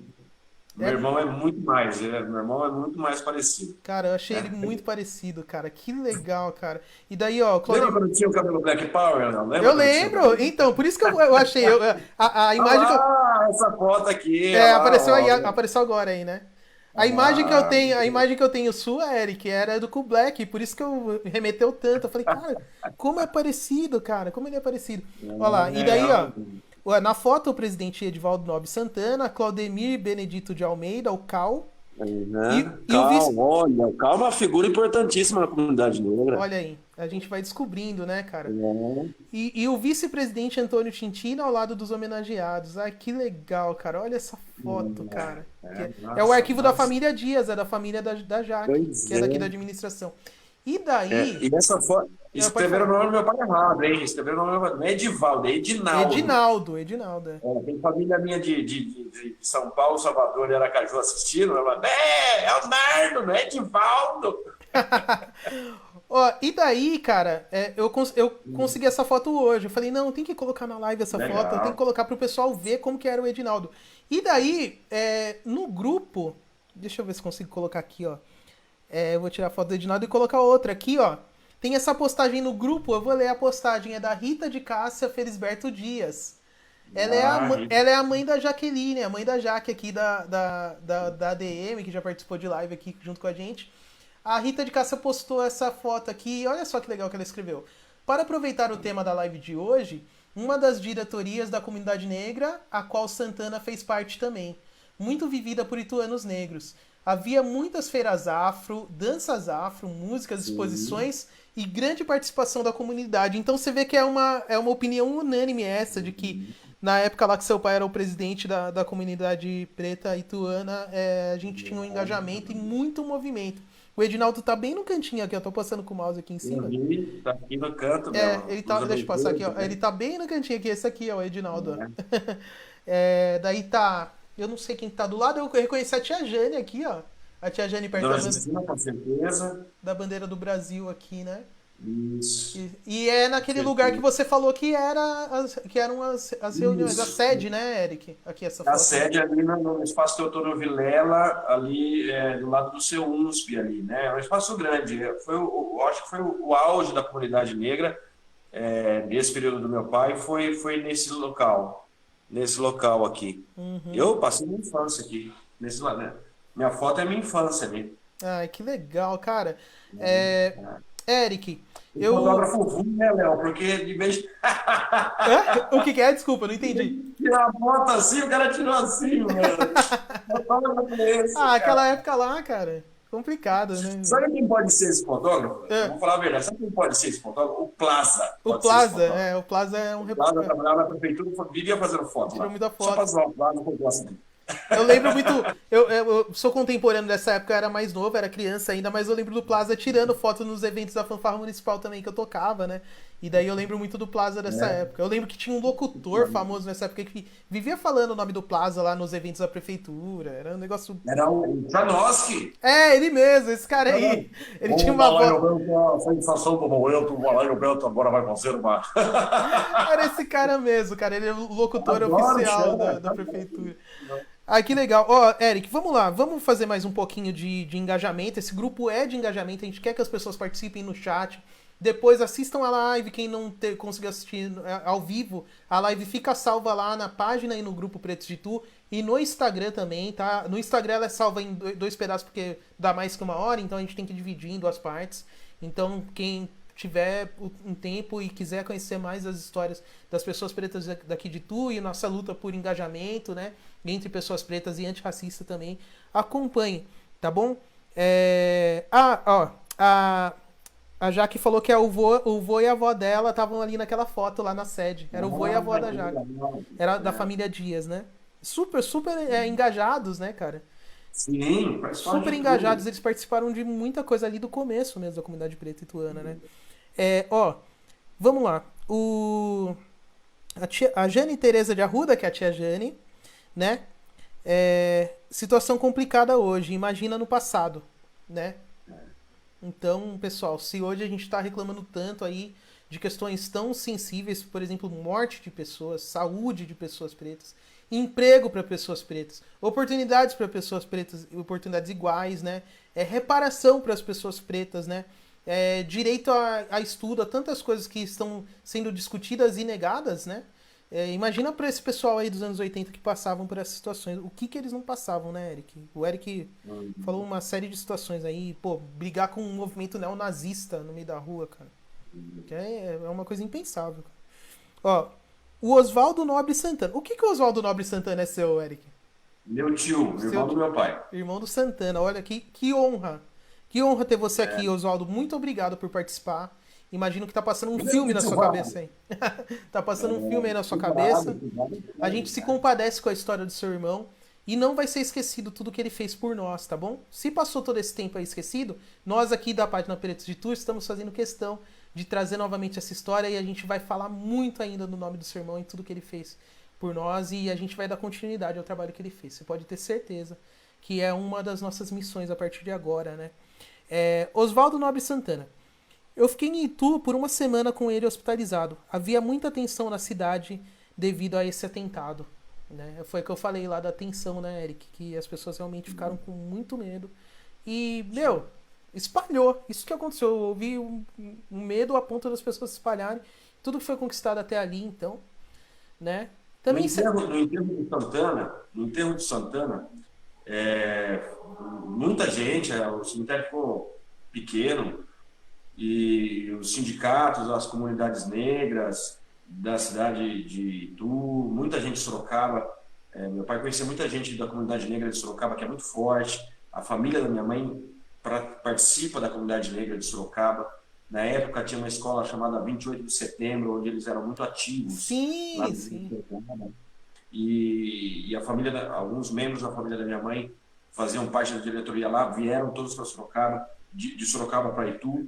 E assim, não que isso seja um bom, mas o Lula discursou na morte do meu pai, né?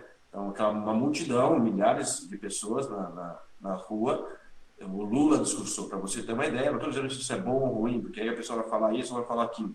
Mas para você ver a importância que se deu àquele momento, a morte desse líder na cidade de Itu, né? Então, vieram muitas pessoas na cidade, importantes de todo tipo de movimentos, e deram suporte para minha família depois por muito tempo, né?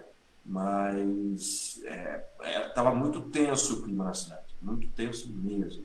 Inclusive, falando né, em importância do seu pai, Eric, o seu pai ele tem uma praça aqui em Itu que leva o nome do seu pai, né? Que é a Praça Edinaldo Nobre Santana, que é aquela praça ali em frente ao SESI, né? Ali no São Luís. Para quem já passou por lá, quem Entre a Mini e o SESI, é muito legal essa praça. muito legal. Ela Tem uma academia ao ar livre ali, né? tem uma academia ao ar livre ali, e eu lembro que foi o governo Sérgio Prebbit que fez essa praça. Eu lembro da inauguração dela, eu era pequeno, e eu morava na época, minha mãe morou até hoje lá, meio quarteirão dela, né? Sim. E é muito simbólico para a gente, porque fica entre a Mimo, onde simbolicamente ele trabalhou e começou o movimento sindical, e o SESI, que representa essa sociedade civil organizada dos industriais, voltada ao bem-estar do trabalhador. Então, junta onde ele trabalhou e o SESI. Ela foi inaugurada em 92 ou 93, alguma coisa dessa praça. E depois, olha, eu vou contar essa história, Josimar. Sabe o que é o Josimar? Eu conheço o Josimar. O Josimar é muito amigo, meu parceiro. Uhum. Eu era repórter. Eu não sei se eu era repórter, da onde eu trabalhava nessa época, se eu já tinha saído da TV Convenção, não sei onde eu estava. E eu vi que eles estavam fazendo um projeto para academia ao ar livre dessas praças. E aí eles estavam comentando num grupo de vereadores, eu virei para o Josimar, que devia ser presidente da Câmara. Uhum. Eu falei, não, mas essa praça aí que vocês vão instalar tem o nome do meu pai. Eu falei, Josimar, não acredito. Eu falei, vai lá, essa praça tem o nome do meu pai. Porque aí eles foram lá, rasparam, quem passar lá pode ver até hoje, rasparam, está escrito Edinaldo Nobre Santana tal, aí pegaram o número do decreto, e no dia da reinauguração dessa praça, o prefeito era o Herculano. Uhum. Lembra aquela época que o Herculano fez essa praça ao ar livre em toda a cidade? Sim. Foi nessa leva aí que saiu as academias ao ar livre. E aí o Herculano fez plaquinha e tal, minha mãe foi lá, foi homenageada, minha mãe estava voltando de Fortaleza nesse dia, eu peguei ela no aeroporto, corri para a praça e teve uma homenagem lá, foi bem bacana. Mas é o nome de praça do meu pai. Ah, que legal. O Josimar era vice-prefeito na época do Herculano. E Então por foi. coincidência, eu trabalhei com o Josimar. Eu fui assessor do Josimar 2 anos lá na Câmara Municipal, quando ele virou vereador depois de ser vice-prefeito. Isso, Eu tinha trabalhado com o Josimar. Um abraço, Josimar. Muito obrigado por ter ouvido aí o Eric e ter dado essa força aí pro. né? Foi uma coincidência muito grande. Eu peguei Sim, um rabo de conversa deles organizando a instalação dessas praças. Eu falei, não, mas essa praça aí tem o nome do meu pai, cara. Coloca lá o nome do meu pai. Não sei o que, tá abandonada a praça. Eles fizeram uma reforma da praça. Hoje tá bonitinha a praça. que legal. Como as histórias elas se cruzam, né, cara? Que doideira. Bom, Que doideira. demais. Ó, vamos lá, tem mais comentário aqui. O Marquinho Preto, meu brother, Marquinhos. Ó, gostaria de saber do Eric e do Léo, diante de todo esse relato, o que ele acha do fato dos pretos de Itu não serem tão unidos até hoje. E o fato da UNEI até não ter se deslanchado como fez a comunidade japonesa, italiana. Pelo relato hoje, era para sermos uma potência na cidade. Uma história que eu desconhecia. Vamos lá. O Eric primeiro. Olha, por que não é? Eu não vejo por que não é. Né? Eu vejo que porque pode ser. Porque não é passado. O que pode ser? O que pode ser? As pessoas têm que se articular. As pessoas precisam dialogar. Elas precisam se reunir virtualmente ou não, do jeito moderno ou não. Por que não é? Não sei. Aconteceu tanta coisa aí, não dá para saber. Mas por que pode ser? Porque as pessoas querem dialogar. Eu vejo pelo lado de experiência própria, quando as pessoas querem se organizar, elas se organizam. A comunidade italiana em Itu teve assim, foi assim, ida e vinda, ida e vinda, ida e vinda. Aí morre um lá, aí assume outro. A comunidade japonesa também sempre assim, ida e vinda, ida e vinda. Tem tantas outras atividades de Itu, futebol amador de Itu, assim. Então a comunidade negra não vai fugir à regra. Agora, Por que não pode ser? Essa é a pergunta que eu acho que deve ficar, sabe? Por que não pode? Porque o passado a gente não pode mudar. Então, por que não pode ser mais organizado, as pessoas se conversarem, ter diálogo, ver quais são os interesses em comum, pontuar os interesses em comum, pontuar, isso é comum, isso não é comum, não vamos tratar agora, vamos tratar o que é comum, o que todo mundo pode fazer. Isso dá para fazer? Então vamos fazer isso. Não vamos ficar brigando, discutindo, isso aí não resolve. O que resolve, o que gera ação é o que são os pontos em comum. Então, sentar, conversar, quais são os pontos em comum? São esses, isso que a gente vai trabalhar então. Aí gera frutos, e gera ações, e gera mais frutos, e gera mais ações. Exatamente.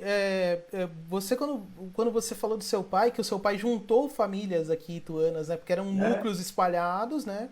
De famílias e às vezes de pessoas mais próximas, e daí seu pai conseguiu juntar todo esse pessoal em torno de uma ideia, né? Eu acho que a gente está passando pelo mesmo momento, mas eu acho que o nosso momento é um pouco mais crítico ainda. Porque nos anos 80, eu acho que por causa dessa ebulição que eu falei da história mesmo, de se voltar a se falar da escravidão, da abolição, inclusive, por causa do centenário da abolição, né? Eu lembro que tinha até tinha um comercial famoso na Globo que passava, que eram só com artistas pretos, que eles estavam cantando uma música, era uma música axé lá, eles falavam axé na música e tal, e era um palcão grande. Eu lembro que tava o pessoal do Fundo de Quintal, Tim Maia, todos os artistas pretos famosos, os atores, estavam nesse comercial. Então eu acredito que isso também trouxe uma visibilidade muito grande pro preto e trouxe essa conversa em voga novamente. Mas o que a gente discutiu, o Pretos de Tu começou aqui na minha família mesmo. é, Eu achava um absurdo eu não sentar com os meus familiares, com o meu núcleo familiar, que sou eu, minha esposa e meus filhos, e a gente não falar sobre causas pretas. Por mais que a gente estava consumindo muito isso na internet. O Instagram e o Facebook, eles têm os influencers, né? Eu gosto de falar que são influencers maravilhosos, super estudados e tal, que ficam falando o tempo todo sobre esse assunto, e daí a gente não traz isso pro nosso dia a dia, pro nosso cotidiano. A gente não traz isso, a gente tem vergonha, a gente fica constrangido de, por exemplo, falar no trabalho sobre essas coisas. A gente fica constrangido de falar nas nossas casas. E daí a gente vai nas casas dos nossos pais, por exemplo, a gente começa a conversar com eles e vê que eles têm umas ideias mais antigas, né? E são ideias que têm que ser reformuladas, têm que ser reoxigenadas, né?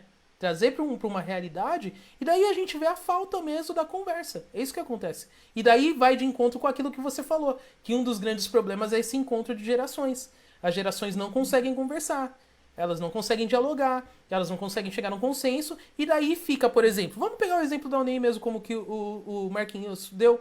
Fica o pessoal da UNEI, que é um pessoal mais antigo, né, que é esse pessoal que sobreviveu a toda essa confusão dos anos 80 e anos 90 e tá aí até hoje fazendo um trabalho muito, muito importante para nossa comunidade, mas que não consegue ter força justamente porque as pessoas novas não chegam, não vão. E daí eles também ficam sem estratégias para cooptar essas pessoas, né? Para criar ali um link, né? Dessas gerações, não há conversa, só há, né, às vezes até questões burocráticas que colocam travas nesse tipo de conversa, tá? Que não deve existir. Minha opinião, uma opinião de uma pessoa que é mais nova e está vendo essas questões da comunicação de como são rápidas, né? A internet é uma prova disso, né? E daí a gente não consegue chegar num consenso e perde força. Então a gente precisa começar a se mobilizar para criar essas conexões. Primeiro, núcleos familiares, depois famílias grandes, porque a gente tem grandes núcleos de famílias gigantescas de pessoas pretas aqui em Itu, que não se reúnem, não conversam para ter uma unidade sobre a questão preta, e depois a gente fazer o que o Edinaldo fez lá nos anos 80. Juntar essas famílias, a gente fazer grandes reuniões, fazer grandes rodas de conversa, participar ativamente da internet, principalmente nos momentos da internet hoje. Pela questão da pandemia, a gente não pode se reunir fisicamente, mas na internet a gente vai começar a ter mais força, porque daí sim, Marquinhos, eu acho que vai acontecer o que você está propondo, ter uma união e maior. sabe, Léo, isso acontece desde que o homem é homem. Você pega, estava lendo os livros aí outro dia, o homem se organiza assim em tribos, o homem se organizou assim em países, em nações, através dos núcleos familiares ou dos núcleos de interesse, sabe? Isso aí não é uma ideia que surgiu com Santana, não é uma ideia que surgiu. Não, é normal isso, as pessoas se reúnem por interesses Sim, comuns, diálogo. Agora, Eu acho que quando a gente se envolve em comunidade, se não houver diálogo, existe guerra e separação. Isso é história do homem também. Isso é só estudar um pouquinho que, pô, uma tribo não gosta da outra, é pau, é guerra. Não tem outro jeito, sabe? Exatamente. É assim que é a humanidade. Se a gente se une em torno de uma causa para dialogar e ver o que é bom para a causa, tem que ter diálogo. Simples, é sentar e conversar só. O que é bom, o que dá para fazer, qual problema existe, qual problema não existe. Anota já numa listinha, de uma forma muito simples, sem. É que eu acho também, Léo, vou falar a verdade, que as pessoas não têm interesse de doar o próprio tempo a isso. Não tem esse propósito de, mas será que eu fazer uma live vai compensar? Eu vou perder muito tempo? Não sei. Sei lá. Acho que as pessoas não têm esse propósito, sabe? E quando você não tem propósito, aí fica. Aí o negócio patina, não anda, não, sabe? Quando. Né, não anda, porque não existe um propósito real, sabe? Então, encontrar essas pessoas que têm propósito, se colocar à disposição de serviço a uma causa, é uma realização de vida. Eu tenho certeza que o Santana, a Dona Justina, o Cal, o Vicentão, o Sampaio, esses caras doaram a vida a isso, cara. E você pergunta para eles choram. A Jane deve estar chorando aí, minha mãe Sim. deve estar chorando. É, Porque, pô, os a caras tia doaram Jane. a vida por isso, Exatamente. né? A tia Jane até mandou uma mensagem aqui, ó. A Jane Teresa de Arruda. O triste foi ele ter falecido e a comunidade calou-se. Ela falou. É, então, mas, sabe, nunca para. Acho que a gente está discutindo isso depois de 30 anos que meu pai morreu. A gente está Sim, discutindo isso e não é porque não é porque não vai ser. O que não exatamente. pode acontecer? Não é, já não é mais. Por que não pode ser? Faz. O exemplo tem que ser esse. Eu acho que. Perfeito, Eric. O exemplo tem que ser esse. A gente tem que trazer isso. As pessoas precisam se engajar. É simples. Poxa, eu achei tão legal. A Michelle, mesmo, sua irmã, falou pra mim: Nossa, Léo, aqui as nossas terças-feiras agora são assistindo as lives do Pretos de Tu. Eu falei, puxa, que legal. Eu falei, nossa, Michelle, que legal ouvir isso. Eu agradeci ela muito, né? O pessoal agora já inventou um apelido que são as terças pretas, né? As terças pretas de Tu, né? Então, pô, é um movimento, a gente tá começando, a gente tá conversando, a gente tá se conhecendo, a gente tá conhecendo histórias lá de trás, histórias É legal. atuais, e vamos continuar, isso vai criar a gente tem que continuar, eu acho que esse que é o lance, né? A gente olha lá pra trás pra gente ter inspirações, mas o nosso É. movimento é agora, a gente tem que continuar Vai e acontecer da forma que tem vai que acontecer. acontecer. Hoje em dia, com live, com, sei lá, com tudo moderno que tem, acontece. Vai acontecer mesmo, vai acontecer. Ó, o Cadu mandou. Deixa eu ver se eu consigo colocar. Mandou uma foto aqui, ó. Ó, Quem é coloquei lá. Cadu? O Cadu Teixeira. O Cadu Teixeira é daqui da administração do grupo também. Ele mandou uma foto, ó. Quem que é? É o Edinaldo? Não é o Edinaldo aqui. É seu pai na foto? Olha aí. Deixa eu ver. Eu acho que não é seu pai, é? Aqui na Vamos direita. ver. Ele Eu... não apareceu agora aqui. Vai aparecer aí no Facebook aí daqui a pouco. Calma aí. É que Apareceu. ele tem um delayzinho aí no Face. No Face, vê? Tá. Não é. Não, É meu pai e minha mãe. seu pai e sua mãe aqui na direita? São eles? Aqui, ó. É, a direita. Exatamente. É Então meu aqui, ó. pai e minha mãe. A direita o Edinaldo. Aqui. Como que é o nome da sua mãe? Edinaldo Nobre Santana, esse aí. Uhum. Yara Geni Paulo Santana, minha mãe. Sim. Aqui é a Magrinho. Selma, né? A A Célia. Selma. Não Pô, é a a turma Selma. lá. Como que é o nome do pai da Selma? Não, não é a Selma, é a Célia aqui, ó. É a A formatura. A que Célia. tá no meio é a formatura da Célia. A Célia. Um beijo, Célia. É. A Célia é super atuante aqui no grupo, tá sempre colocando postagens A muito Célia, o interessantes. pessoal da família do seu Durval. Obrigado, Célia. Muito obrigado. Ó, e Né? A família do seu Durval lá. aqui eu acho que é a mãe da Célia. Isso. E esse rapaz aqui do lado eu não sei quem que é. Mas tá. Ele é porteiro. Não, não é um porteiro, pelo amor de Deus. Caramba, Eu não sei quem que é, eu mas era ó, importante de alguma coisa aí, eu tô falando que eu era porteiro. o Cadu mandou a foto aí pra gente, então. Vamos lá, tem mais dois comentários, três comentários, vamos rapidinho. O Legal. Márcio Silva, fala Eric, saudações. Este é o Eric, é o cara. O Márcio Silva mandou pra você aí. Márcio Silva. Não sei. Ô, A, Marcel, um abraço, cara. Beleza. a, Cé- a Clécia Nobre. Como é bom esse resgate, bravo. Obrigado, Clécia. Obrigado por estar A participando. Clécia é prima do meu pai, mora no Rio ou Salvador, não lembro agora. Abraço, prima, beijo. Vamos lá. A Camila Dias. Camila Dias, é, live emocionante e que revigora as forças para seguir lutando. Um grande nome, história que dá nítida noção de como hoje temos e podemos mais e fazemos cada vez menos. Que temos e podemos mais, mas nós fazemos cada vez menos. É isso que a Camila falou. Legal. Gente, então, Bacana. muito legal. Olha, Eric, queria te agradecer, cara, assim, do fundo do coração, como um grande amigo mesmo de muito tempo, de parceria de música e tantas coisas. Pra mim, ter te reencontrado é, falando sobre esse assunto, eu sei que é um assunto que te emociona, mas queria te falar assim, claro que a gente não consegue mensurar o que vocês passaram, né? Você, a Michelle, a sua mãe, o seu irmão, com toda essa história. Mas que mexeu muito mesmo com nós aqui da ADM do Preto de Tu, com as pessoas também que já participaram da live. Quando eu falei do assunto, foi unânime, assim, a gente levantar essa história novamente. Isso foi que eu acho que a mensagem que fica é a mensagem que saiu da sua boca mesmo. Quando você fala, gente, aconteceu, foi lá atrás. Fica o legado, né? O legado do Edinaldo. São muitos. A gente precisa estudar mais ainda para entender um pouco mais de tudo que ele fez. E como um grande combustível, cara. Como um, uma referência. Uma referência aqui pro Preto de tudo que seu pai fez pela comunidade preta. Reflete nos nossos dias tudo que ele fez, com certeza. Eu acho que se ele não tivesse feito todo o movimento que ele fez lá nos anos 80 e no começo dos anos 90, a gente nem hoje estaria falando sobre essas questões que são tão determinantes para a nossa comunidade, que a gente precisa lutar para que a gente consiga dias e futuros melhores. Então, queria agradecer a Michelle também pela pronta ajuda, né? Você já entra para o nosso hall aí de convidados, né, do Preto de Tu. A gente vai te chamar para participar de mais lives, para você também falar sobre as coisas da atualidade também, o seu trabalho como ator, o seu trabalho como jornalista, a questão do preconceito também, tudo que você puder trazer pra gente, para as nossas conversas, tá? Já fica o pré-convite, tá bom? E deixo esse momento agora para você se despedir aí também e a gente finalizar a live. Muito obrigado, Eric.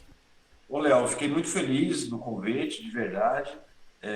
Falar do meu pai, eu me emociono, mas me emociono de uma parte boa.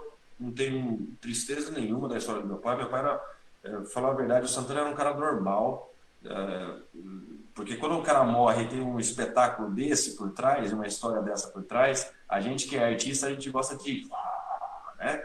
Mas, no fundo, meu pai era um cara normal, com muitos problemas, com muitos defeitos, mas que, sobretudo, ele colocou uma coisa na cabeça, que esse tio Vado, esse Oswaldo Nobre que falou aí, fala sempre para mim, o seu pai, de repente, mudou. Quando ele descobriu um propósito na vida, ele mudou. Uhum. Simplesmente, ele mudou a personalidade dele e era extremamente focado naquilo.